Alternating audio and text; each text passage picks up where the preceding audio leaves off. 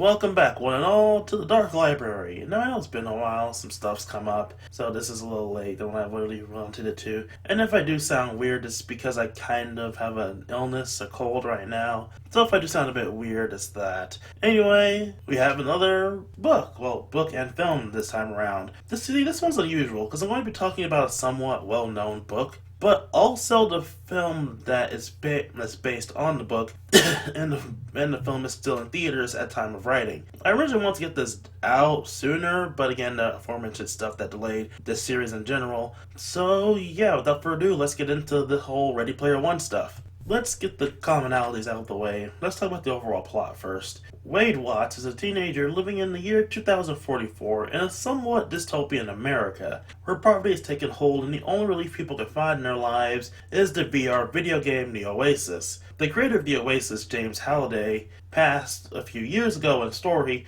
and left behind a secret Easter egg hunt that will determine who gets to inherit his estate, including all of the Oasis. Wade and his avatar, Parzival, is one of the egg hunters known as Gunters. However, so much time has passed since the original egg hunt began that most have actually given up on this hunt. However, one day Wade pieces together the clues to find the first challenge and succeeds in getting the first of the three prizes that will lead to the Easter egg. And now that Wade's on everyone's radar, he has to outsmart the EA-like company IOI and figure out the remaining of Holiday's clues in order to save the Oasis and win the prize himself. So that's it for pretty much the similarities. Now let's move on to the major differences, the most major difference, the nature of the challenge, and the various challenges themselves. In the original book, the challenges are more like tests of skill and trivia on 80s nostalgia and Holiday's various hobbies. Well, in the film, these work more as psychological tests for someone to truly understand Halliday, get into his mind, and figure out his intentions.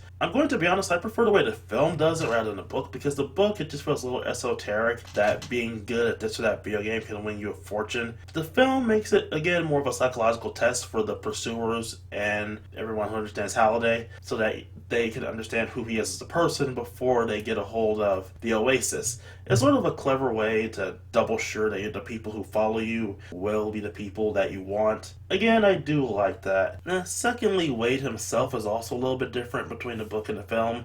I don't know, it might be because you don't have the first person perspective in the film, but he tends to be a little bit less standoffish than he is in the actual book, and has some proclivities that honestly do seem pretty reasonable for an 18-year-old boy with the VR internet that he does talk about quite a bit, unfortunately. This leads into one of the rather controversial elements that is, honestly, for the better, completely removed from the film. In the book, Wade has a love interest who goes by the screen name Artemis, real life named Samantha, who is a fellow Gunter, but more serious about the egg hunt. In the film, she has a moment where she calls Wade out for not taking the egg hunt seriously and not looking a lot at the real world and stuff like that, to develop him as a character and stuff for later in the book and later in the film. But in the book, they have an actual relationship. They start dating online, becoming a lot closer, time passes, all that kind of stuff. But then once shit starts to get serious, they break up, and she starts to avoid him because she believes that they're distracting each other from the egg hunt, and then she realizes how important said egg hunt is. Again, in the film, they're sort of falling out a little bit, leads to Wade thinking seriously about the egg hunt, and especially considering what happens after that incident, he starts to take things a little bit more seriously.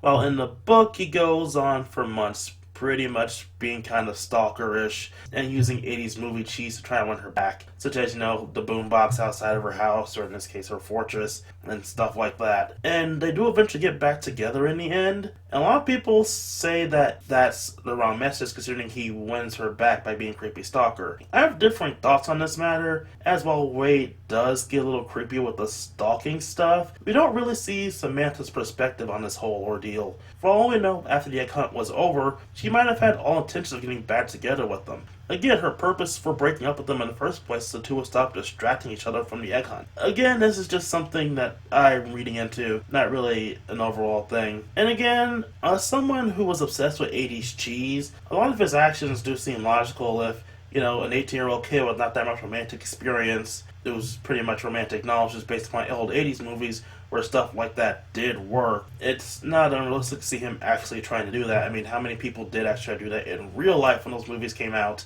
and they were dumb kids? I'm not condoning what happened, I'm just stating that it's very likely and understandable for these characters to do that. And I'm not saying that he won for being a creepy stalker, it's just that, again, we don't know the full story. A breakup is two ways after all. On the subject of contentious things of this piece of work, a lot of people have issues with all the references. Now, the original book as well as this film are filled with a ton of references. In fact, I honestly feel you have to watch this film multiple times to get all the references. But while the book is mostly full of 80s references, the film is filled to the brim with all tons of references to modern video games, older video games, and even things that aren't video games. Just as Ruby apparently being in there. I do like this change from the book, as while I do think the 80s would make a big resurgence, it definitely wouldn't take over the internet like it did in the book. I just think it'll be more of a fraction of the net compared to, again, the film where it's just the 80s are a big factor than everything else. And on top of that, when the book literally has pop culture stuff on the back of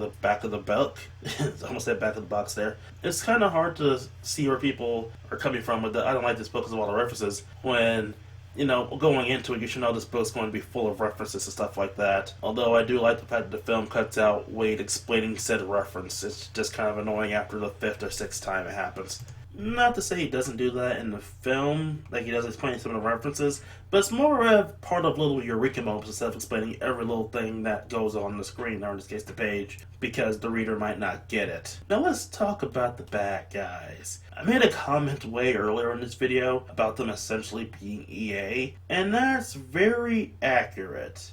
Their main goal is to control the Oasis so that they can use it as a live service platform, or those who don't know what that is, basically a way to cram microtransactions and ads into their customers' faces and put them on reward tier so they can try to squeeze as much money as they can out of the various consumers. Now, they're all represented by Sorrento and their Sixers. Sorrento is essentially the head stooge for IOI, and is basically the face of the company. In the books, he's more of a completely unlikable human tool of a villain, a sort of G-Man type. He doesn't really have much of a personality or character of his own, but is meant to represent this mindless massive horde.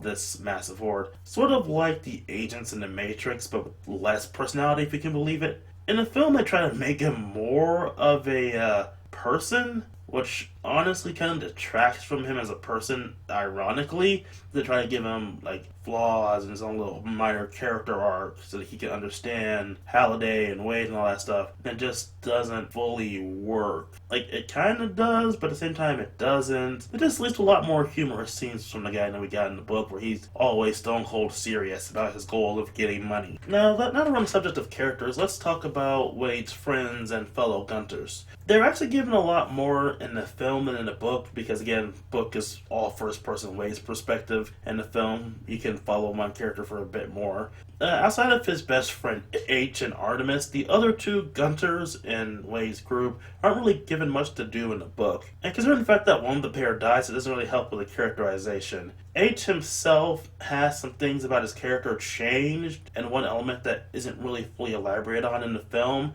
But aside from that, he's pretty much the same person, book and film. And Artemis is well developed, but some part of her character was changed in relation to the facial birthmark she has, as well as just giving a more personal revenge stake in winning the egg hunt and taking down IOI. It's an okay change from her book counterpart, but doesn't really add much, but doesn't take away anything either, so live and learn, I guess. Now, one thing that the film does have over the book, another thing the film has over the book, is the fact that at points when I was reading the book, I forgot that the Oasis was in fact a video game, and not just the VR Internet or Internet 2.0 edition.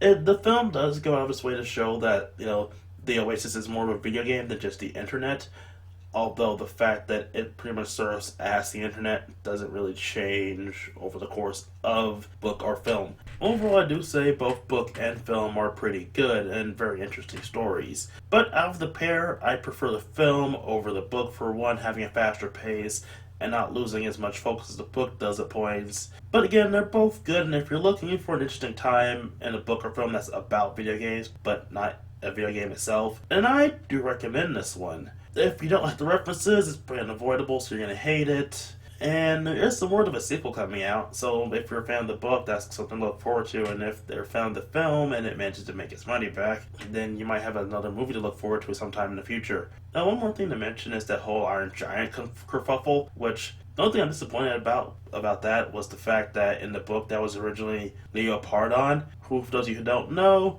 is Japanese Spider-Man's giant robot. In the robot, you have the thing for every Megazord in existence. I'm not kidding, look it up. Again, as I said earlier, this is a well recommended book film combination, although I am leaning more towards the film than the book. And with that said, I'll see you all the next edition of the Dark Library. Till then, everybody.